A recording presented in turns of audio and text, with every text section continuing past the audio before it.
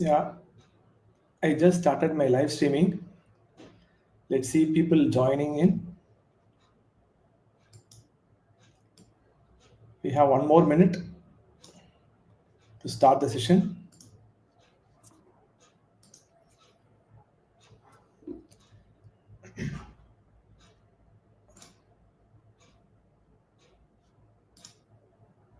Yeah.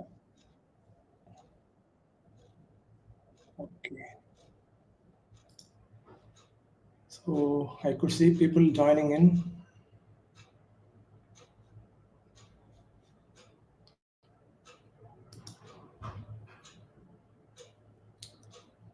Yeah, hi everyone.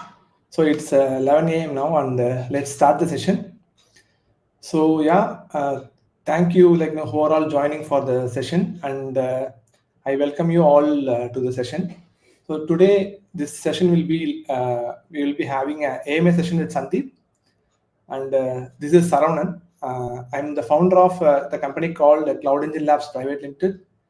We are providing DevOps, DevSecOps, and cloud automation services to client, and we are also providing services as well as a product in the areas of cloud and DevOps automation space. And we also started developing our own product called Axel SDLC. It's focusing majorly on easing up the developer platform, developer CI/CD automation journey as a developer platform. So that's about myself and my company. And I founded Cloud Engine Labs in 2023, and we started doing the services from serving clients from the past 6 months actually. So in this session today, we are going to connect with Sandip Das, a renowned DevOps expert in India. And this session is conducted as part of our DTMC community. So this is a digital technology matrix community. The idea I come up to engage with the technical folks around the globe to share their knowledge, right? So yeah, let's get into the session, and I will invite Sandeep. So I will invite Sandeep Das to the session now. Yeah, hi Sandeep. Thank you for joining, Sandeep. Always welcome. Always get to be part of the Yeah. community. Yeah, so basically, Sandeep Das, as many of you know, he's a renowned influencer, technical influencer in India. So he's part of working in a different organization as a software architect from full stack development, handling various technology stacks like Golang, Python, and those kind of things. And he's also a renowned, known face in DevOps, SRE, and DevSecOps space. So let me allow Sandeep to introduce himself, right? So yeah, welcome back, Sandeep. Welcome for the session. Yes, thank you. So about myself, I am working as a head of cloud for Griffin, and also working for other companies, advisor, freelancer, or say a different kind of position I'm holding right now. And working in say, I work for cloud, DevOps, programming, all around all areas. Okay, and whenever I get time, I do have a YouTube channel where I make technical videos, demonstrations, tutorials. And recently I've started Learn XOps, which is about everything ops, be it DevOps, cloud ops, DevSecOps, MLOps, AOps, everything I'm covering there. So yeah, that's about me, content creator, the free time, full time, techie all the time, working around the clock for clients around the world. Yeah.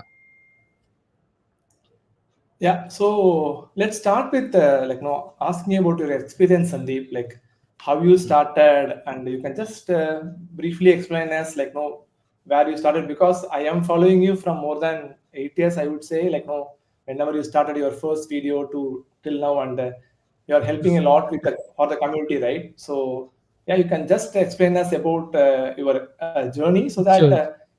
it will inspire the aspiring folks and who are all wanted to get into technology and the DevOps space, right? Yeah.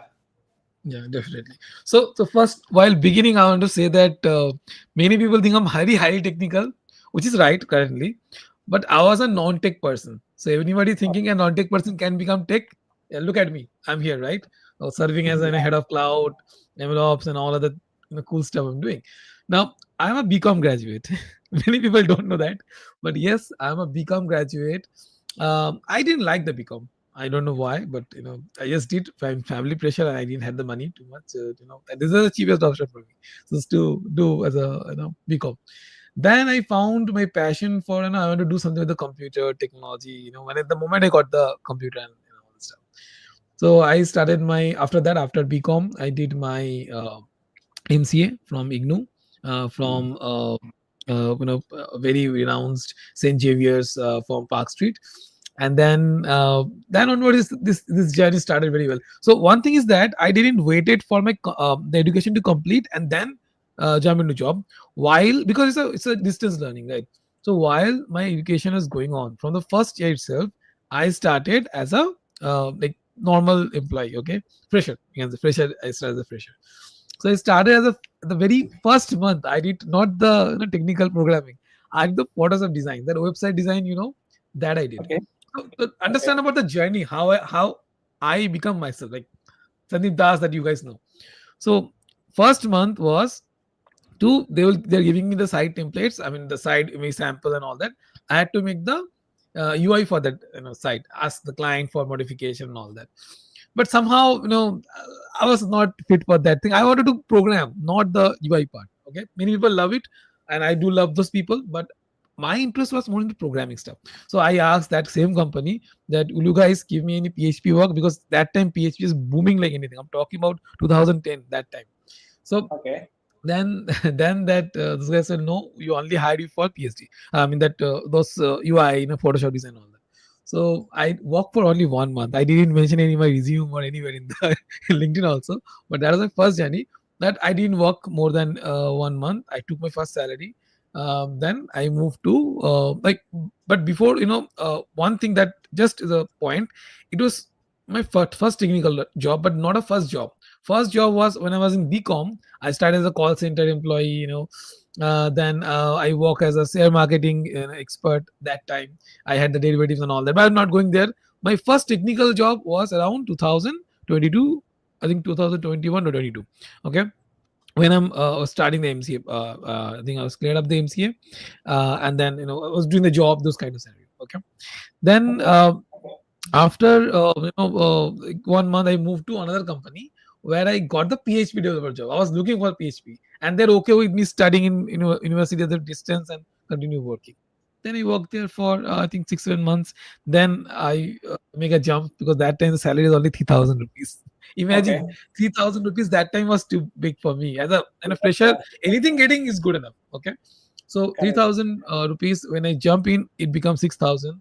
I started not only on PHP, but started learning about JavaScript, and that was the actual turning point, because JavaScript was becoming popular, and at a point it became popular than PHP, and Okay. the amount of compensation was more than PHP. So I make another Yeah. jump after I think 1 year, and then I go join another company in Kolkata only. And that Okay. company also I work for, and that company, good thing happened. I got so many seniors. Okay, previous company only one senior, but the moment I make a switch to the this another company, where salary also doubled up 50%, not sorry 50%, 100% increase in salary. So it Yeah. was 6,000 become 18,000 actually, because last job is from 6 it become I think 8,000. So when I make a jump again, it becomes Okay. 16,000. So 100% Okay. increase in salary. Okay. So there I did work on JavaScript, I work on PHP, WordPress, and a lot of other technologies. But I have so Okay. many seniors, so I do get to learn a lot of things. Okay, there's Okay. like 3% I still remember. Okay, that day, when we the Shinada and Okay. I forget the name. Okay, Yeah. Yeah. That's okay. Sorinda. Okay, these three people actually Uh-huh. I follow them, like they're my ideals. When you grow up from the fresher, we need some ideals. I like they Yeah. are getting Yeah. praise, they're getting so much attraction, they're getting so much of good review. I wanted to be like them, so I do Okay. learn from them the span. Okay, and then Okay. after 1 year, I make a jump again, and salary again become double. So one thing to make sure I'm telling you guys on the record, you have to make a jump to make your salary double. If you stay in the same company, it will be 1,000, 1%, 2%. You're never gonna grow. 1 year, work company, make a jump. Like Okay. that's what I followed, and that worked for me really, really, really well. Okay, now Okay. after working for I think 1 year that company also, I make another jump, and again my salary become double. Uh, but surprisingly, I started freelancing. Okay, at that time, I mean, I did try freelancing in the beginning of my career, but that didn't work out because I lack experience. But after 3-4 years of normal experience, I become Okay. so experienced that I can handle client by myself. I can deliver Okay. project completely on my own. So that's why Yeah. I Yeah. started my freelancing. Okay. And that time, I still joined a job, just double, because freelancing you have that risk of not getting job all the time, especially Correct. when Correct. you're starting up, right? I don't had any family that time, like wife and child that time, so I didn't had any risk. So I took the Okay. risk and leave that job for after 3-4 months. Okay, Okay. then from that year onwards, I think 2018, not Mm. yeah, 18 or some year, I didn't forget the year, but I become complete fully um Freelancer, right? like full freelancing, like everything doing freelancing.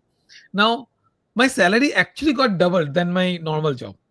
Now what Yeah. Yeah. Got happened when I'm working, like I do not work with only single client, but I work with multiple clients. it. Being a Yes. freelancer, you have that benefit of working with not just one, two, as many you can handle. Don't get like 10 clients, but you cannot even deliver one project. That's very bad will for the market. Just have one or two clients, good enough. Then you can have side consulting, side content making, whatever you want. Okay, Yeah. Yeah. so Correct. the major work I did, I handle 10 client concurrently, but that was hell. Okay, so if you can manage, it's good enough, good, go for it. But if you do as per your capacity, I would say, because otherwise it will risk your health and your goodwill. So always Yeah. remember Yeah. that. Yeah. Now, in I would say. freelancing, what happens? You have to be always ready with some backup plan, especially if you're Yeah. married, you have child, because job coming fine now, project coming fine now, but there might be some reason you don't know what it is. I also don't know, nobody knows, but there might Yeah. be Yeah. times when you might don't have projects for 3 months, 4 months, five Correct. months. So you have to sustain for that time. Okay, if you are Got it. taking a EMI, for example, people what the mistake they do, they take large house and long EMI. Think after like giving up the job and freelancing they are, no, that doesn't work that way. You have to, if you are have this kind of scenarios, you have 2 year backup, at least 1 to 2 year backup. I will say ideally 2 year backup before you jump to Okay. freelancing, because you will have a lot of pressure, because you have to pay your child's school fees, house expenses and all that, then your parent expenses, then I don't know what are the other expenses, right? Yeah. So Yeah. Got it. those case, if you are plan freelancing, at least have 1 to 2 year of money backup. Then you jump, because you don't have a risk, right? At least I can survive 4-5 months. Understand it will work or not work. If it worked, Okay. you become rich. It didn't work, you go to job, continue again, and try for again maybe some other time. That should be Yeah. your approach. Okay, freelancing Yeah. is of course it's all based on your experience, project, the Okay. the references that you achieve through all the years, all about goodwill, Exactly. because nobody want to hire a freelancer whose experience may be good but bad freelancer, right? Like not humble, Correct. not Correct. not Yeah. good with working on teams. So you have to make sure that you have every aspects. The you are becoming your brand, right? Sandeep Das is a good Exactly. freelancer. How people know? Because people know, right? People have Yes. seen through the journey, right? So you have to also share your journey of learning, that I was telling you, right? The one that you have to share your learning journey. You have to share your what you're going through. Maybe sometime good, maybe sometime bad, whatever it is. Share with people, but in moderation. Okay. So Got it. then people know about you, good or bad, whatever it is. People will know about you, and they know you're a brand. That Sandeep Das worked for so many clients, had this Okay. recognition, got so many reviews and all that. That's how you build a brand as a company, and of course, Yeah. eventually you'll become a company. Like you will start a company. I started in a good cloud development. I started Linux Ops, for example. So a Yeah. lot of Yeah. things we'll be doing in future, but the base has to be very strong. Knowledge, Exactly. experience. You are building personality in yourself. Not like I'm today is 1,000% different from I was 10 year back. Maybe you Exactly. saw the speaking style at the earlier days. I was like fumbling like 20 times speaking in one line, right? Now it's become so much easier Yeah. because I keep talking, talking, and talking, right? So that has to Yes. Yes. develop over the time. It will happen, but make sure that you go through the journey. There is no shortcut. That Exactly. I'm for example, I'm making X lakhs. I will not say what amount. I don't want to Okay. put pressure on people. But if you think that from the day one, because I had junior, the junior I hired for a company, I was giving 18 lakh. Okay, that junior, where people get how much? Normally, 1 lakh, 2 lakh, 3 lakh. Yeah. I recognized him. Okay, I trained him. He in the between asked directly to the client. I even hired in my one of my clients' company. I was working as a software Okay. architect. He asked the company owner that whatever Sandeep getting, can I get it? Next day he got Oh, fired. Anyway, I didn't do okay. anything. The client himself fired him because you need to have the decency. Yeah, A, exactly. a 10-year experienced guy, what making you might, I mean, of course, if you're NIT, IIT, you are a kind of foreign material, kind of excess, like cream of the top, we call it, then you can ask. But if you're not, refrain, behave, and all that, right? I'm just giving example that you have to Got build it. a character, you have to be understanding, you have to work with team, you have to have the decency in everything. So that's how you make the character, and all these things. Learning part is very important. Got it. That's Got my it. journey from like non-tech Uh, person to freelancer, having so many clients, having my YouTube channel, and starting my learning subs newsletter as well. yeah, Yeah. it's actually very great to know about your journey, Sandeep. So just to summarize on your journey, like Mm. you started as a non-tech person and learned the things yourself, right? Like you built Yeah, career yeah. yourself by learning so many things, and Mm. you switched it to freelancing mode, and you kind of See, also the started sharing the knowledge. right, the reason being, okay, I was not born with golden spoon, honestly. Okay, if Exactly. you come to Kolkata, I will definitely show you my original house. You will still say, Yeah, "Are you staying in? I mean, you are from this?" Like you will tell like that, because yeah, that was the root of it. I didn't want with so much money in the family. I am rich. I'm not denying on that. Okay, the Sandip is right. rich. You see that, but Sandip become rich from a very poor state. Now that Yeah, takes time, effort, and sleepless night. You don't know what. Right now, you can see a lot of things in the background. I mean, people know about all the other stuff, yeah, yeah, other things. But that's a long journey. Okay, that you exactly. have to go through. That is my point. Yeah. That's exactly that's what I'm trying to re-summarize here. Like it is a journey, and it is a Yeah. journey of dedication and knowledge sharing, right? Because so we can there are lots of so many freelancer out there, Sandeep, right? But you made a difference by started sharing your journey. Even I Right. remember your first Python code course, right? Like you written something in whiteboard, like this is how it is, right? So Yeah. I seeing you from that time, and it actually it's good to be following you for a while, and it's be like nice to be as a friend now. But so the for the viewers, I would like to summarize that like it's a journey of Yeah. learning things and building your brand as a for your career, right? And with that Mm. aspect, I would like to ask you, Sandeep, what is your learning process? You can just suggest Mm. how you learn Sure. technologies, what are the methodologies you follow, right? And those kind of things will be helpful for the viewers so that they can understand, no, okay, this is how, this is one of the way. There are multiple other ways, but everybody is Mm. having their own system of learning. But I would Yes. like to ask you, how you learn things and learn technologies, because full Mm. stack, DevSecOps, my SRE, and you're also very good at Oh, managing multiple clusters, AI workload, so many things, right? So whenever you start learning something, how you will do? So you can just provide some information sure, on sure. that. I'll definitely share the journey. Okay. First thing that when I will say the beginning what I did. Okay. Beginning, we didn't had this many video courses, honestly. People like that started later on because when Geo made things free, we started watching things. But before, data was so costly. I mean, you cannot waste the data, right? That time, article was my friend. I was reading so many articles. I don't count. Like I in my tabs, so with thousand of tabs open. I'm researching data, collecting, making notes, and Okay. all that. Okay. So you mean the article in sense technical articles, right? In Technical, the internet. I mean blogs, technical, like we write in the Linux, or we, in your medium that you write articles. Similar way, I mean, I used to write. I mean, even when I started my Terraform journey, I was reading your article how to make that plugin integration. Okay. Terraform did that. That so actually is good to hear. Yeah. so that was okay. Me knowing that, okay, Saravanan is written something, okay, that I learned from you. So similar, I mean, that's we learn from each other. Okay, so that's That's why when my journey started, I was more of a article focus, because code is there, the structure is there, everything is there. Copy, experiment, learn, improve. Right.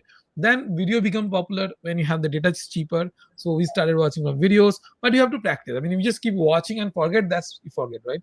What if you right. learn by the video or by the articles? You have to practice, put into the Exactly. practice, then it will stay for your life. And of course, make your own notes. Because I'm Exactly. telling you, the moments I learn something today, if I don't Uh-huh. keep a note, the next week I'm gonna forget. Because I'm doing so many things, right? Cloud, Yeah. DevOps, this, FinOps, XOps, whatever it is. So I have to keep a note. So I use the gist.github.com. There is a site called Yeah. gist.github.com. I use that as my notebook. I mean, I have Oh, okay. a Apple notebook, but I don't carry it everywhere, right? I'm Okay. going Okay. to out of India, in US or UK, whatever I'm going. I don't keep it's additional weight I have to pay, so I don't I Yeah. don't use that. So I use gist.github.com and I keep daily notes there. What I learned, what important I learned, not just everything I learned. What important points I learned. Any link, any blog post link I mentioned there. When I search, I just search about in my notebooks and it lists that. That's how I Okay. found things, or maybe date wise, I go and get it. So there are many solutions there. Whatever you're comfortable on, keep a note. Okay. That's one thing. Then, if you're going for, I mean, if you have money, of course, you can go for quality courses like this cloud. There is Okay. Udemy. There's other sites, right? But if you don't Yeah. have money, YouTube is a friend. I started my video learning from YouTube. That was free. I learned from so many things. Learn with Mosh, learn with Nana. There are many other creators like Fun Function when I was learning JavaScript. Okay. So many channels loved. I mean, my inspiration of starting my own channel, even though I was not very good at English, I was like speaking English so fast, just to run away from it. Honestly, that was the reason. Okay, Yeah. but All I technical learned. folks are like that, Sandeep. All technical folks are like that. Count me in. No, no, Yeah. because we are not native English speakers, right? We have to speak because that's how we communicate with our clients. That's how we communicate with the outer world. Because when the moment you step out of India, or the moment you stay out of your even local state, you have that language barrier. Only way is common language, right? So Yeah. English is for most of the states, even most of the out of the out of India also. So that is the reason we have to learn it. We have to get used to it and all that. Even studying also, right? But Yes. still we are we're Bengali, we are Bangalorian, we are Tamil in our heart, right? So we had to convert in our mind every day. It become used to over the time, Yeah. but still we are running away, right? But I didn't want to Exactly. stop there. I don't want to stop. I mean, I didn't want to run away. I want to do okay, whatever it is. I will make videos and all that, right? So these channels actually inspired me to make videos as well. And Okay. of course learning English part also, like how they're speaking, when they're Mhm. stopping, what is their, I mean, I cannot copy their nobody can copy my style also, but I can Yeah. at Yeah. least try to improve myself. So improving part. So if you have, just to give a gist, if you have money, go for Code Cloud, Udemy, those kind of premium courses. Okay. If you don't have money, Okay. YouTube has enough courses to get started. Yeah. And how much is roadmap kind of thing is helpful? Like, because whenever we start learning something, right, it is good to have a roadmap for a learning, See, right? You can start roadmaps with. are good. Roadmaps good, but they're biased because people Okay. share how they learn it. Right now, people Yeah. to Yeah. people are different because you might learn cloud faster. I might learn Linux faster. Right, but Okay. was the learning cloud was should be fast path or the Linux? It's based on Okay. biased path, right? It bound to be. Some say learn Git first, but if you don't know the let's say when you're doing learning Git, you have to also do the GitOps and or Git CI/CD, right? Git based Okay. CI/CD. But in the CI/CD, what do? You learn this. I mean, you learn the shell script to get things build Correct. and all that. Now, in order to do the Git CI/CD and all that stuff, you need to know the Linux, right? But some people Okay. say learn Git first and CI/CD first, then do the Linux and scripting, which is not Yeah. proper according to me. But for Got it. them, it's how they learn it, right? So Okay. this part actually different from differ people to people. But what you should do, just follow one path, okay? And Got it. think this is a beginning because eventually you have to find your own path. As I say, Exactly. everybody have their own learning path.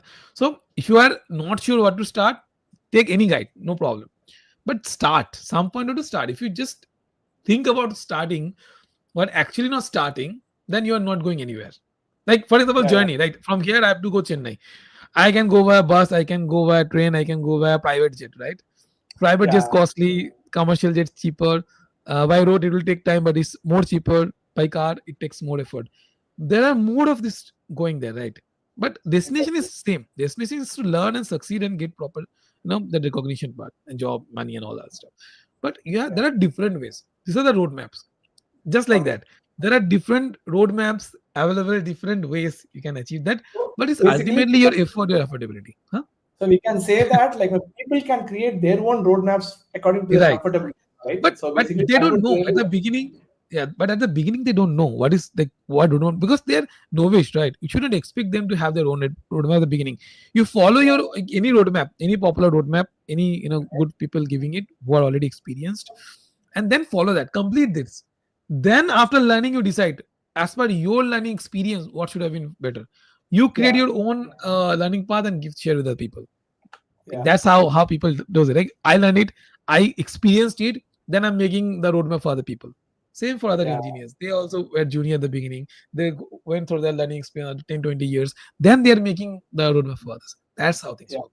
Go through any roadmap is okay, but you decide after learning and going through the path what should be the roadmap for others and yeah. making path for others. That's how the things works. That's correct, Sandeep. So just to add whatever you said, right? Like, so basically, like if I want to talk about my learning experience, Mm. basically, like as you mentioned, I also a person who learns from documentation, like rather than YouTube or videos, right? So Right, like right. because every tool or technology there is a getting started page. So whenever I started learning something, I use that documentation first to go through each of the documentation prerequisite installation steps, and then I'll get into the like first hands-on experience for the Mm. technology. And as you mentioned, like I will also capture the steps whatever I'm doing for learning, right? So that is when I also started interest in sharing the knowledge as a blogs, right? So we learn, we capture notes, Yes. and write it as a blog or make it as a video, right? That's a kind of I mean, good. people don't know it, but it actually works as our notebook also. Yeah, Because we also keep forgetting our things, so we refer to exactly. our articles. Like that's works two ways. You're learning, I'm also learning. I mean, after, because see, as a senior person, you have to learn so many things. You have to apply, deploy, all of the stuff. Then you're forgetting again. You have to, after 3 months or maybe 1 year, you have to again deploy the same thing, or work with the same thing. But you forgot. You read back your own article, remember, and do it. That's how we do it. Exactly. Yeah, actually, I was also trying to add the same point. Whatever the articles I have written in my Dev2 blog or videos, right? That Mm, is for my own reference only. I have mm. written so many getting started guides. People might find it useful because I wanted to install something in a sense. I don't want to go to documentation again. I'll go to Right. my article Exactly. wherein I created a shell script for the same installation and I will use it immediately whenever installing, right? So it's for our own Exactly. reference and people also will be making it useful, finding it useful afterwards, right? That's actually good. So just to summarize on your learning suggestions, basically people can follow some roadmap for their learning, Mm. right? From some famous Right. roadmap, and they can customize it according to their need, Their and own. then read articles, watch technical videos, take notes, and use GitHub kind of tools to publish it Get, as a yeah, POC just or let's start whatever it is. yes, Yeah. yeah, Right. and then they can get into that, right? So because I strongly believe in giving back to community, right? So that's Yes. when Yes. I started giving, and that's the reason we also connected, right, Sandeep? So Exactly. I think Exactly. yeah, it's good to know. And so about your there are so lots of technologies and personally I have heard so many stories about your technological adoption, right? So if someone is in learning a full stack development, Sandeep, right? So Mm. can Mm. you share your views on full stack development? And if somebody wanted to getting started, or if somebody wanted from a back end developer to a full stack journey, like what is your suggestion, Sandeep? You can just Okay. add So your views. sure, definitely. So full stack development. What is the expectation that that person can do the backend, can do the front end, and can do Mhm. deploy in the cloud. Okay. Sometime employer want them to do the DevOps also to deploy in a CI/CD pilot. Sometimes, not every time. Okay, people might have different team. That's a different. Now, in full stack, reality is either you are backend heavy, either you're front end heavy. Yeah, You correct. become you're coming from front end to full stack or back end to full stack. So if you're That's coming from back end, you are a back end heavy full stack engineer. If you're coming from front end, you're a front end heavy engineer. Okay. Now in the backend, there is Python, there is Golang, there is Rust. The most paid is right now Go and Rust. Okay, Rust that's there is not much engineer. Rust is the most paid language right now. yeah, In the front end, still it's React and the I think Angular is still getting more paid. Whoever's up for few months, but Mhm. people not getting that much good opportunities in Vue.js. So it's React and Angular. Okay, and Flutter also getting very famous these days. So Flutter you might be noticing. And for the backend, I mean, for the cloud part, it's still I mean, at least I get more opportunity in the AWS or Azure. Okay, GCP I don't get that much opportunity, but people might get it. It's all based on the Yeah. requirement or the location or the company or whatever it is. It's multiple factor worked. Okay, so if you are planning to become a full stack engineer, choose a stack first. Okay, now it's something that you are most used to already, because Okay. learning completely new something, it takes more time. But if you know, for example, Python, right? So Mhm. if you know already Python, it's good. You already know a backend language. You learn about the API development using fast API, or say Yeah. that Flask or maybe Django. That's the backend part, API development. Front end part, learn React, and that should be enough at the starting. React, JavaScript, CSS, all these things. Then you learn about how you can package that application in container, and how can you deploy into the maybe EC2 instance, or it's a Kubernetes cluster. You do all this experiment. Then you become full stack engineer. Now Kubernetes and cloud part can be optional to the company, because the company have a different DevOps team. Okay, they just give them the Docker image, Docker file, and they will build it, and they will deploy. But if the company is a startup company, they don't have it. Like for me, whenever a company I joined, they didn't have a separate DevOps team. I was the backend engineer, I was the front end engineer, and I was the DevOps guy, I was the cloud guy. So I was So doing all the things. you're a fortunate person then. Yeah, you get the chance to hands on with everybody, everything, right? Actually, See, that's good. good good thing is that I get paid for hours, right? So, Yeah, correct. or maybe monthly very high amount. Either you give me hourly high, or you give me a monthly very high amount. Then only I will work in all the other stuff, right? Because you are not hiring another full team. I'm doing like the entire IT department stuff. So my point is that either you give me full monthly amount or give me a hourly amount, okay? Which is not cheap, by the way. I'm not a cheap guy. I'm not cheap resource anyway. So they are willing for extra hours what I've worked is all mine. Extra overtime I worked, I asked company to pay. So Okay. it was my hands-on experience in different technologies, plus I'm getting extra paid. So for me it's worth it. So if it's Correct. same worth it for you, then you do it. Okay, feel like, see, full stack developer is all about the company. I mean, of course, your own stack, and then company ultimately giving you a requirement, right? Company Okay. asking you to only do backend and some front end, then you have to do that. But if it's a startup company, then they are expecting everything from you, then you have to do everything for them. So that's how things are. But at the beginning level, if you don't want to go to too much complexity, then just you want to learn single language that can be useful for both backend and the front end, then go for JavaScript.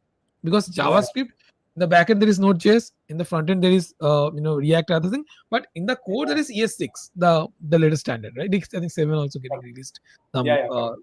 months here. But that JavaScript, you can go for full stack JavaScript engineer. Like I was the full stack JavaScript engineer at the beginning of my career. So I work as a Node.js developer, and that makes things easy for me, because it's JavaScript, right? It's not like Python in the backend, and then the JavaScript the front end is making more complicated. As I progress through my career journey, I had to work with other backend technologies, because I want more payment, more client based, right? So I move. Correct. So it's your choice. If you don't want too much complexity, you have single focus on a single language, go for JavaScript. If you're like good with you call it polygraphic, what do you call it? I forgot the exact term. So it's like if you know multiple programming, if you are interested in knowing multiple programming, you Polyglot. go that. It's Yeah, called yeah. programmer. Yeah. Polyglot, yes, polyglot programmers. If you want to become polyglot, you become polyglot. That's even more. You have, see, the more things you know, the more opportunities you get. That's the reality of the tech market. If you know less, you're getting bound by the knowledge you have. If you have less knowledge, you have less opportunity. If you have more knowledge, more expertise, you have more opportunities. That's how things works. Yeah. Yeah. Got it.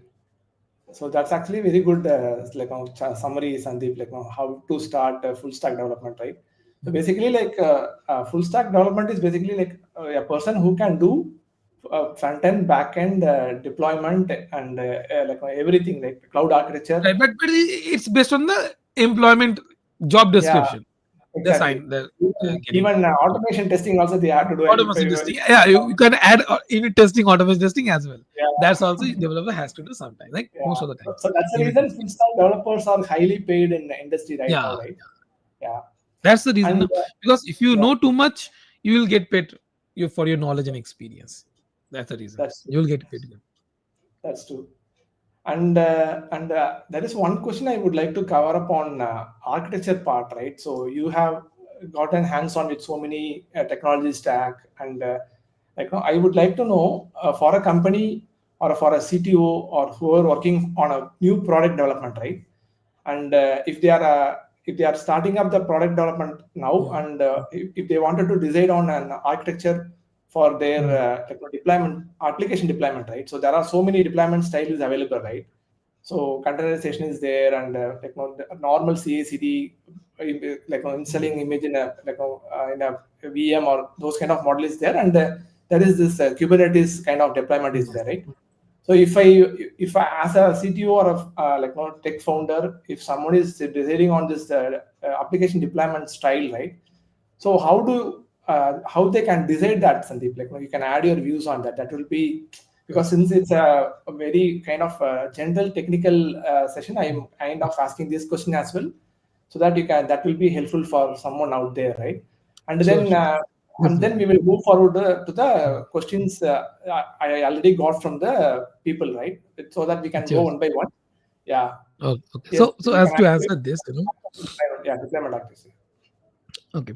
So the thing is that there are multiple factors. Based on that, where you have to decide. For example, you're a solopreneur. Okay, you are doing everything.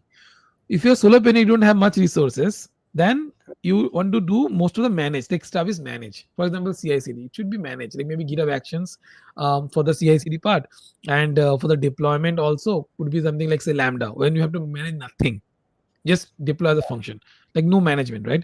But for example, the application requirement is different, where it has to run on say containers, but you don't want to manage the complexity of Kubernetes, because Kubernetes, that is is hard to manage, right? You have to keep updating, keep patching, keep update with the versioning. You have to update your manifest file. Complexity is there. The Kubernetes is a endless speed, sometimes people call it, which is not wrong. There is a complexity there. Now, you as a founder, you don't want to manage the complexity.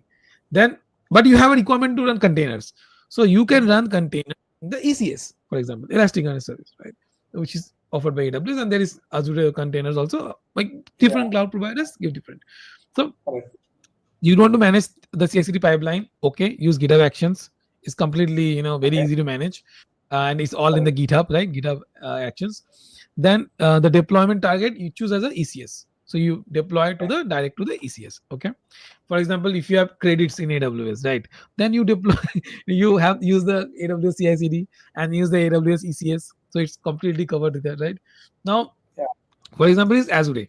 Then you should not use the AWS CI/CD, right? You'll be using Azure container services with the say GitHub CI/CD or maybe Azure CI/CD pipeline. So see, based on the situation, how my choice is getting different. Right. So based on choice is different, based on the budget is different, based on the manageability. If your team, if you have 100 people team doing complicated app, multi-tenant application, you're developing SaaS application, this and that, it has to be in a same cluster or maybe combination of multiple cluster use support to of that. Can you manage that as a ECS? No, it's too complicated for ECS. It's too complicated for other things. You have to use the Kubernetes as a deployment target, as say the hosting platform. Otherwise, you cannot manage the complexity of say microservices, you say multi-tenant and all that other complicated stuff. You cannot do that. So based on the situation, based on the complexity, based on the project requirement and the budget, multi-factors I'm saying, and the team, of course, because if you're thinking like say there is one this vibe coding article I was reading, that one founder I think started sharing that he's building via the AI code, okay, and suddenly people found out the loophole, and he don't know what to do because he don't know. He's not a tech person. Like he's a don't know, and see people posting whatever the content. His bills getting bigger. He's getting like the $1,000 cost because he don't know what to do, right? So if you're a person who don't know what to do, then you should not do what you are doing. You should hire people to do it for you, right? Otherwise, you will face loss. So that's the thing. Based on your budget, based on your capability, based on your team's capability, based on your project requirement, you choose what should be the CI/CD pipeline. There are many choices, right? Yeah. That's how you should make the decision based on your requirements. Yeah, because this itself is a huge topic to have. Right? Exactly. We are in this field and we know different types of deployment, because I run a company now, and whenever they get a requirement from a early stage startup, they might have just started the company with few developers. They will immediately come and ask me, "Can you do Kubernetes for us?" Okay, that is how that awareness is there. So that's the reason I wanted to cover that up. So just wanted to add like whatever you said, right? So basically, if someone is starting the product development, they will have to see like what are all the resources they have with respect to Exactly. money and people, and as well as whether it is really needed to go for a Kubernetes Exactly. kind You of. don't need, then don't do it. Exactly. Yeah. And because Kubernetes comes with its own complexities of managing clusters, and it comes with more people involving, or the knowledgeable people involving, that is again costliest process, right? So they can see what I would usually suggest them is unless and otherwise you have a concurrent user increase, and if you are having a need for a scalability, right, then they can go for Kubernetes. Otherwise, they can, if they are just starting up, I will always suggest them to go with the easier, or the container based Yeah, deployment. ECS, or maybe Yeah, there is a serverless also, right? Yeah, Fargate, right? So yeah, you can use Fargate if you don't have that much of like same container only. You can optimize later for the ECS, normal cluster base, if you have that constant level of traffic. But if you don't have traffic for two users, like for one or two users, why you should maintain the complexity of Kubernetes cluster, right? So yeah. that's the thing. Even now, Kubernetes also actually there is serverless Kubernetes stuff for like available, right? On demand, auto mode EKs and all that. So you choose based on your requirement. You have to make the decision. That should be the tagline for that. Thanks, Sandeep. And I'll just ask one of the viewers' question now. Okay, it's asked by Rahul M. So there are three questions he asked in the form. Okay, first question is like how to start freelancing, and what is the prerequisite on getting a client. Okay, that is first question. And second question is like when to switch company. Okay, that's the kind of question he asked. And third question is like, as a DevOps MLOps engineer, what are the must-have skills and how to retain knowledge? Okay, so you can go one by one. Okay, so you first answer the first question, like how to start freelancing and getting client. See, freelancing. I mean, by the way, just to give you an idea, I written a ebook. I think you might know. I written a Yeah. book on freelancing master book. Okay, it's available in my top mate. So it's available in my top mate. Anybody can get it. Okay, that's one thing. Now let me start because there I actually documented very detail. I think it's 40 to 45 pages. So I explaining like where to get the client, how to convince the client, what is required to get the client. But anyway, I'll just explain you. First thing is that how to get the client. Now, what is client? It's not how you get the client. It's like how client will hire you, because you have to first understand client requirement. So if you're going to apply for a say freelancing project, they will have certain requirement. Maybe your portfolio, your current skill level, years of experience, all this required. As per my understanding, you should have minimum of 2 year experience. Got Without it. Yeah. that, you don't have a weight to put in the table. Like you need to put chips on the table. Like I have this. What do you have? 1 year experience. They can just use chat gpt. But if you have 2 year experience, then you are bringing something on the table, that unique experience, right? So at least 2 year experience is required to start, as per my understanding. It could be different as per different people's opinion. As per my journey, what I found, 2 year minimum experience, and start with low bit in the sense $5, $10, because your target is not to become rich by freelancing. Your target is to achieve the client trust. Because if you work with the client, work for say 1 year, 2 year, you can ask for increase to say $20, $20, and the client, if he's satisfied, he will increase. But if you don't get the project, then what to do? I mean, you just wasted months and months, right? So if you don't have projects in hand when you're starting freelancing, your first goal is to get the first client, and first client the lower cost, just to give the trust. Because when client trust you, for me, what happened? My client trusted me. Steve was my first client. I forgot his title, unfortunately. Steve is a elderly guy, but he was so good at speaking English, and I learned sort of a lot of learning things. Okay, we did some vidmgr, a site called vidmgr. So in video, put the mapping, like if you go and touch, like go mouse over, it will open a Uh-huh. map or video. A lot of complicated stuff I did.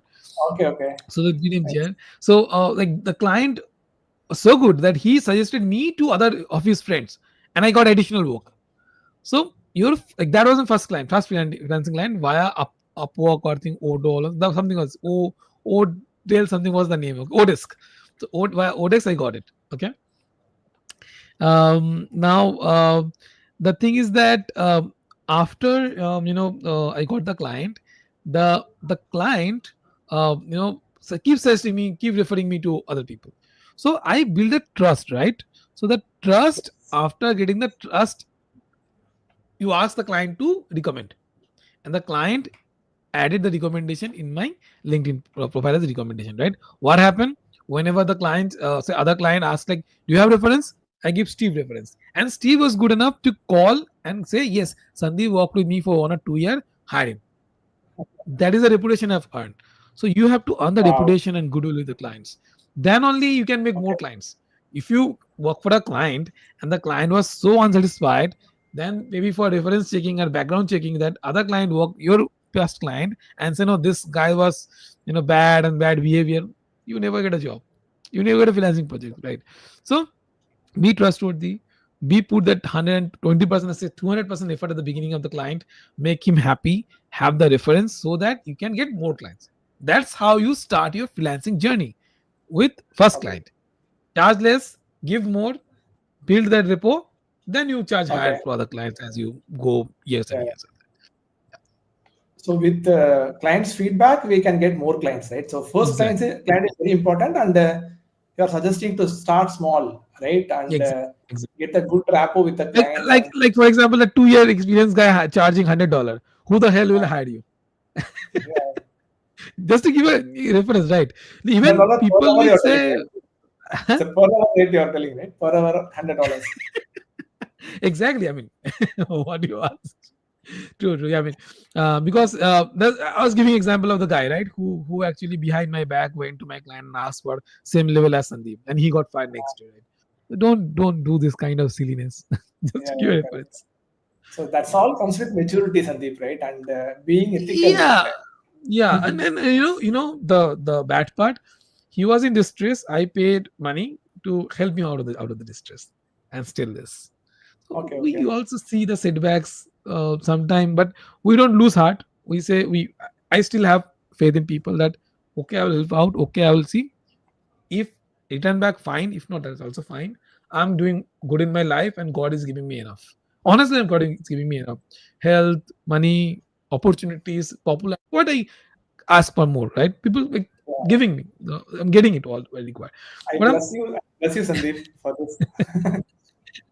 So the thing is that but we put trust. When I put trust on people, we expect them to deliver. That is the thing that we expect. That should be there. So the client also do the same thing, right? Client also expect that he put his trust on you, that you will deliver. If you don't, then it's a problem. Got it. So actually, that's a very good, nice summary of things like how to start freelancing and getting client, right? So start small and get make it thing. And, And what is the second question? I forgot. Go ahead. Like when to switch company? That's the question. Which company? At least I will say, see, work for 1 year for the client minimum. If client leave project requirement, then you look for, of course, that's the natural thing. But if you're working for 1 year and ask client for increase, if client agree, you're satisfied, continue working. If you don't see the client willing to increase the money, don't leave the client immediately. Otherwise, you'll be out of money. Get a client, work for behind the scene for 2 to 3 months. See, you're getting the payment. Unless you get the first 1 or 2 payment, you can trust. Okay, I have situation when I work for 10 lakh rupees. Okay, I trusted the client at the beginning stage. I'm saying, okay, work for 4 months, the client run away with my work. Okay. I didn't get the 10 lakh, so I lost money. But the thing is that all the experience make me, I can just look at a person and say this person will pay or not pay. That kind of experience I have achieved in my throughout working. If I talk, if I see, if I observe, there is a skill I've developed, understanding people. Okay, that you also have to develop. Okay, so make switch when you see the client not willing to increase money for your hard work, because you're getting experience, right? Like even think example for right now, water is 20 rupees. Okay, I'll say milk, for example, is 20 rupees. Next year, the milk going to be 25 rupees or 30 rupees. Your cost increasing. so that your Correct. income has to. You cannot survive otherwise. If client increase, well and good. If client doesn't increase, don't leave directly, otherwise you'll be out of money. Get a client first, get the first 3 payments, then you can ask the client, increase or I leave. If he increasing, just hire maybe another people, or say just divide his work, lower his work, so that the client that just recently came, you cannot leave him also, right? So you have two work, which is good. But other client mention, I can work, but I can work for like less time. Are you agree? You work, I Okay. mean, you agree, you work, otherwise I leave, I already have one opportunity. That's how you increase your freelancing business. Okay. Okay, Okay. Got it. because it's your client fault, right? He understand the market situation, still didn't increase a single money. So this is Got it. how you deal with people. Yeah. And yeah, actually, that's actually a good summary of like when to switch a client, right? And the third question he asked was, as a DevOps and MLOps engineer, what are the must-have skills and how to retain the knowledge? See, retaining knowledge is about practicing. If you, I mean, if you work with a client, you're retaining that. If you don't work with a client, you're missing out. You're forgetting things, right? He asked about So must-have skills for MLOps see, engineers. for MLOps, you have to have the data collection, cleaning process, those skills. Then model building using different, there are different way to train the model. You have to learn that process. Then model testing. For MLOps, I'm saying. For DevOps, I'll come because that's most people know, but I will just repeat. For MLOps, people don't know. Then Correct. data testing, that ML model testing, then researching on, I mean, getting the result, the accuracy and all that, then feedback loop and retraining. That's the MLOps part. And there are many tools. If I just say the names, people don't understand. In my LanXOps side or maybe YouTube channel also, I have a roadmap. What are the Yeah, exact skill I required? You can remember. just, I remember, Sandip. Yeah. so that is there. You can then just go explore. Because if I say right now, people will say, "What is this guys talking about?" So there has to be a Yeah. context. There has to be a path. Everything in my channel and my lanexop.com site. Go there and That's, watch. that's again a different topic altogether, right? We can have Exactly. That's why. So that's we can have like DevOps. I can just mention DevOps. You go with the Linux, then Linux scripting, then GitHub. Even the current path that I'm going, then Python. Any backend programming, I will say Python because that's the most common getting used by most of the companies. Python, then cloud, AWS, or Azure, GCP is up to you, but at least one cloud, major cloud. I go for AWS. Then go for Ansible because that's how you manage fleet of machines, automation. Then go for Terraform, or for example OpenTofu. If you're the like hardcore open source guy, you want to teach the Terraform. This Terraform, not, it's not open source anymore. But if you are a non-open source guy, just want to most focus on the business part, then you can use the Terraform. There is Crossplane also for managing infrastructure, more of a UI wise basis, without like no code wise. You can do for after that, the container, there is Docker, Kubernetes, and of course how you deploy different clouds. Okay, and then of course monitoring is there, CloudWatch and other stuff. For example, ELK stack is there, Grafana, Prometheus is there, and there, as I said, tools should be thousands of tools. Okay, I should not mention all that, but these are the basics must have that you should know. okay. Yes, Yeah, yeah. Okay. Thank you, Sandeep. Actually, it is no actually problem. nice to know about those things because anyway, we can plan for a separate like a session if you would Yeah, I like mean to. that should be separate because so big People thing, like to this go is a big through thing. videos. Yeah. And there is another question. Okay, next question from another user from the form. Okay, he is a fresher. Name is Shuji, and he wanted to get into cloud and DevOps jobs, but finding Hmm. it difficult to shortlist it for the interview. Right? Yeah. Even He if is you asking shortlist, for idea on how to get shortlisted for an interview. my suggestion will be that's not a mandate. By the way, what I'm going to say, it's not mandate. You can be a fresher, you can get a job as a fresher DevOps and fresher cloud engineer, but it is Yes. extremely hard. The reason being that the expectation from the clients is that you know the SDLC, software development workflow, you know how to code and how to deploy another thing, you know how to manage the entire life cycle, which is you don't. You are just a fresher guy. You don't know the exact life cycle from the requirement management, required input to final product. You don't have idea, zero idea. You can see, watch video, but you have no idea unless you walk through that entire path from coding to deploy, facing bugs, facing clients, curse words and all that. It is a process that you have to go through. Okay, that only happen when you work for real projects for at least 1 or 2 years. So what I'm gonna suggest you guys, if you're a fresher, go for a dev job. If you don't want a dev job, then this is not your field. DevOps don't come here. You can go for Yeah. FinOps, you can go for say cloud operation ops or say system administrator job. But if you're planning for DevOps field, you need to have the coding idea, you need to have that entire is like software development workflow. Then you understand what you're going to do and you're doing. Okay, skills I've already mentioned what is required. But if you are want to become non-tech, completely non-tech, then you focus on the FinOps part, or maybe cloud operations, like managing small things here and there, keeping track of the customer complaint and all that, like those kind of you can do.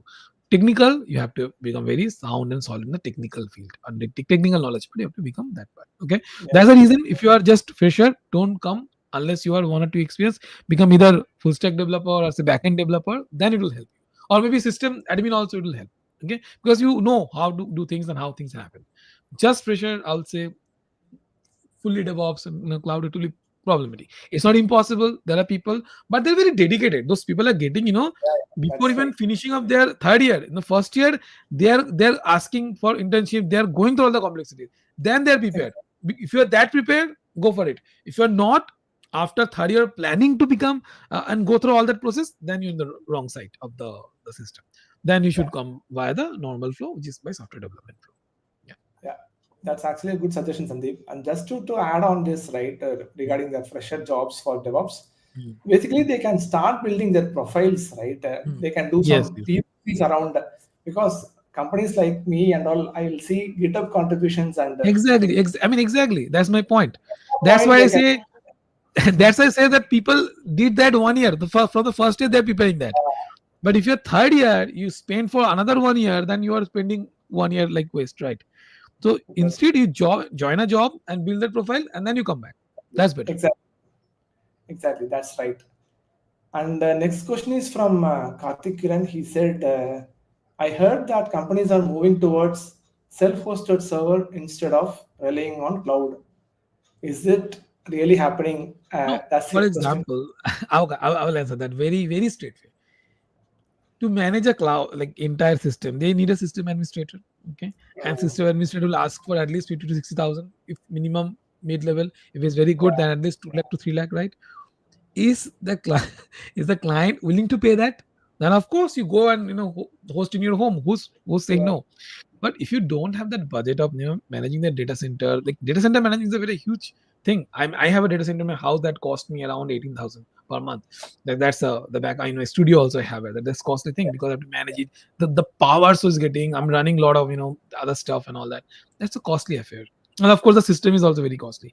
But if you don't want, like most of the client don't want that. They want to be on demand basis. That they want to run something, they're running it. They don't want to stop it, right? It's an investment also, right? In the local, if I say this mini system and all that, all the big servers in behind my room. So there's too much cost involvement there, right? So, and of course managing things also complicated. I say they need a proper system administrator to handle. If they have that, they will.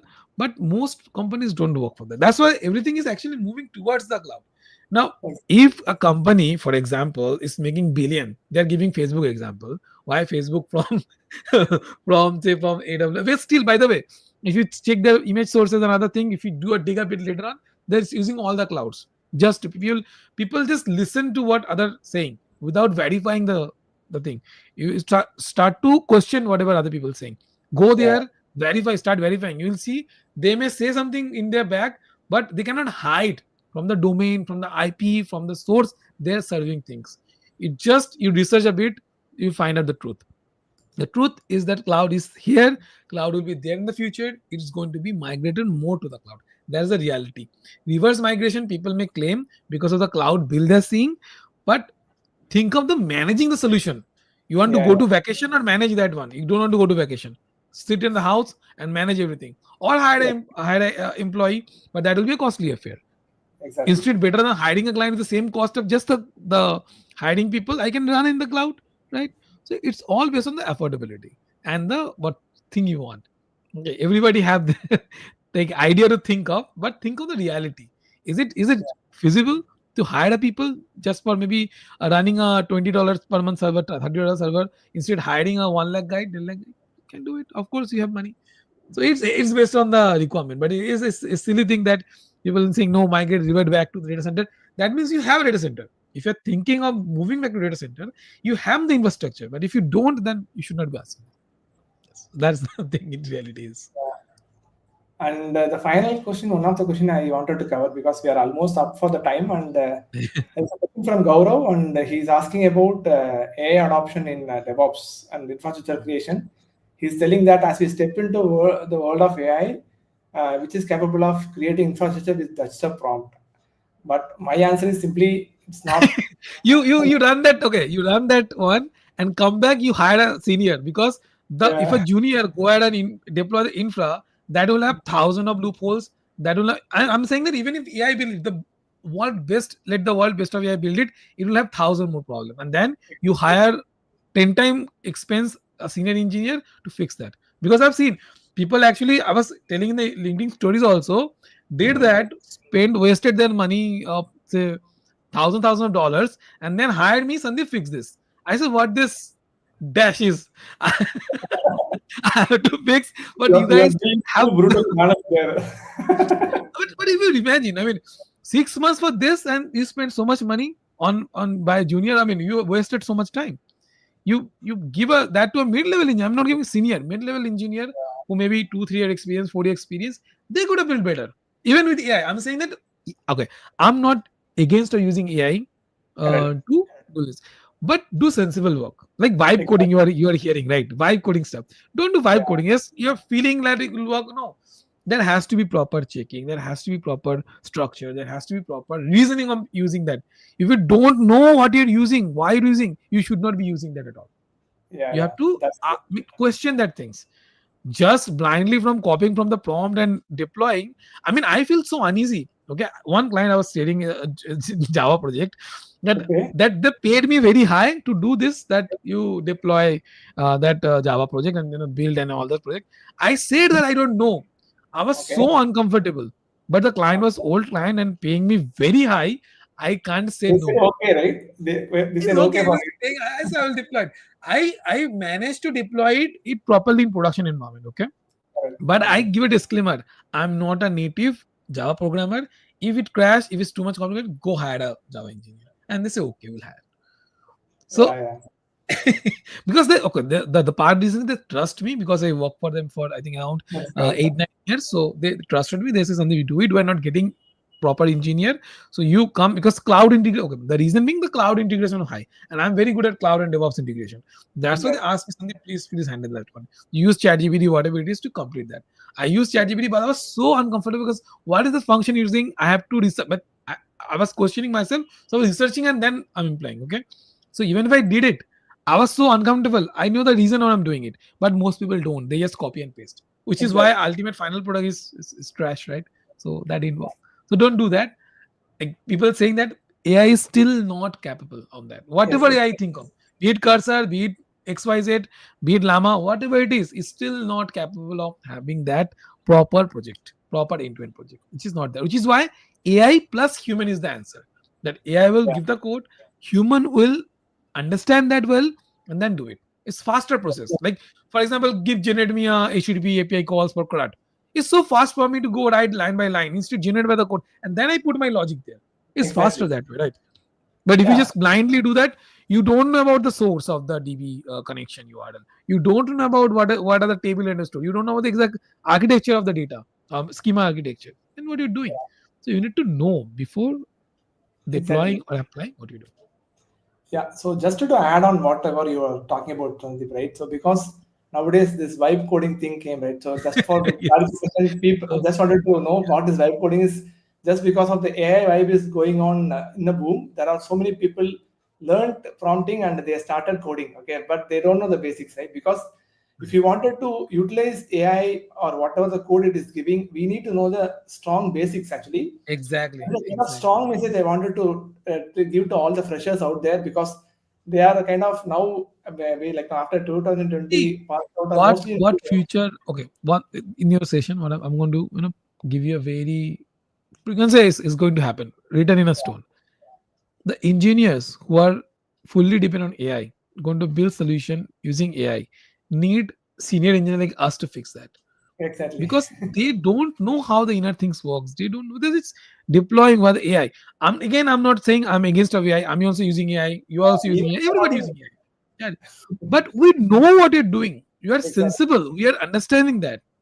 That part is important, I'm saying. Yeah. So Without basically, understanding, yeah. So my point is like I use AI every day, Sandeep, because that's for my productivity improvement, right? Because yes, exactly. Productivity improvement. previously for Exactly. writing a cloud automation code, I will take 8 hours for a Yeah, that achieve. we are doing it in 30, Yeah, 40 minutes now or it one is hour. happening in half an hour.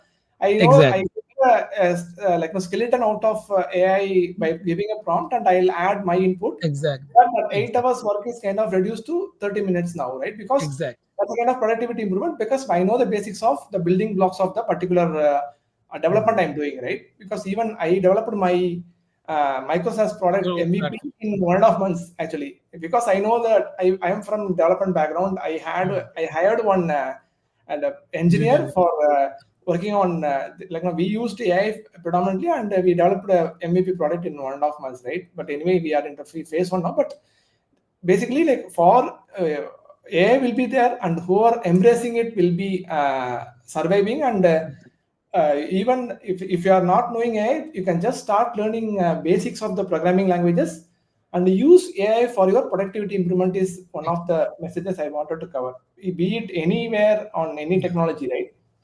Nowadays there are so many companies like even product development companies, they are hiring so many developers, but still they are not catching up with AI wave, right? Still they are Yeah. working on development, traditional development. Those companies can start utilizing the power of AI productivity improvement. They can train the developers to how to use AI, and then they can get more out of the things to be done. So that is one thing I wanted to cover as well, right? Okay, and Right. we are up for we are almost 5 minutes extra, Yes. Sandeep. I Yes. think. Yes. Yes. Yeah, so I think yeah. So since that topic is around the AI, also covered up many of the things now, right, with respect to AI. So what is the trend is going to be, Sandeep? Like now, you can just talk about what is the space for AI agentic development and The agentic AI. AI is the agentic AI and ultimately AGI, right? Other Okay, yeah, general artificial intelligence. Okay. So things will happen. Things will happen eventually. Okay. But always remember that if you are well skilled, you will survive, no matter what is the situation. AI can, because if it's a that level AI, the cost of developing that and the cost of adapting is so huge that company have to pay huge amount. Instead of that, they will hire you if you are well skilled, right? Become well skilled engineer. Of course, leverage the AI to improve your productivity. But become a person who want to get like the company want to hire you. Like for example, you go to the lead code. I don't like it, but at least give them a simple challenge. You can perform that one without AI. That should be your minimum knowledge part. Okay, there will be AI. There will be advancement. There will be new kind of thing. Even better if you can learn about AI. There are like I'm doing the MLOps course and there's a lot of AI ML courses are there. Learn start because you have to understand how the AI works. For example, what is next for the DevOps engineer? It is MLOps because you're yeah, currently developing the CI/CD pipeline for the or say the entire product infrastructure for the normal application. Now you have to do the same thing for the AI models to deploy and get the answer and all that. So for that you need the MLOps knowledge. So ultimately, existing senior engineers in DevOps, they are moving to the MLOps. They need that, but the knowledge gap is there. They need to learn, understand all that. So similarly, there is programmers, like so there has to be AI assisted programmers, fine, AI assisted fine, but don't become a completely AI dependent programmer, then your job will be replaced by the AI. That's the way you should be thinking that way. that's true. I think we can plan for a kind of panel discussion on this, Sandeep, because I'm Definitely. create aloud because that topic is very much thing. Actually, I'm trying to create awareness through the community I created, right? So basically, like there are lots of unknown areas. Companies are not doing it right. I wanted to cover that as a maybe like panel discussion later, some point in time, with a few Definitely. other AI founders or people like you, right? And I could see our friend Ajay Guru Gurumurthy is joined Yes, our please. hi Guru. It's good to have you as part of our thing. Maybe like now we will also catch up sooner for another session. Yeah, have a session with Guru. I think Yeah, will definitely join. So have a like this session with Guru, and we'll have a lot of things to talk about. exactly. Guru is a He's senior architect, right? He's a ultra senior architect, right? So definitely. exactly, yeah. and he's also very open-minded in collaborating with folks like us. But So, Guru is a busy yeah, person. He came to Kolkata and went back one day. I know that. You guys posted a picture So yeah, 2 years later, few years ago. Nice to know. And I think thank you, Sandip. Thank you for your time, and thank you for being the guest for my first session of that community I'm building, DTMC community. And it's very happy pleasure is to all mine. invite you. Thanks a lot, and we look forward to collaborate more on future sessions, and I'll get your thoughts on this. And for the viewers, I just wanted to reiterate once again, like Sandip is running a newsletter called LearnX Ops. He is giving his knowledge for free, guys. So please utilize that. Okay.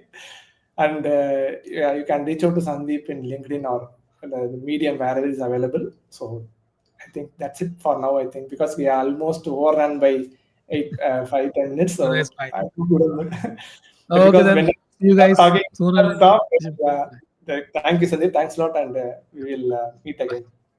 Thank you, guys. Thanks for whoever joined, and thank you, Sandeep, once again for being part of the guest.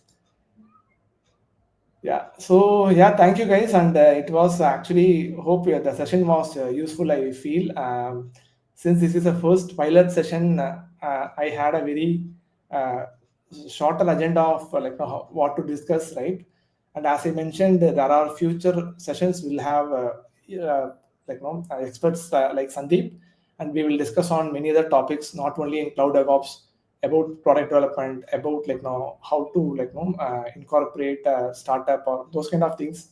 Because I can see there are lots of non-tech founders out there, and they wanted to they are having very good idea on building products, and they would be requiring folks like us, and we can share knowledge on how to make them aware about the technologies, and that is a key focus of this community, right?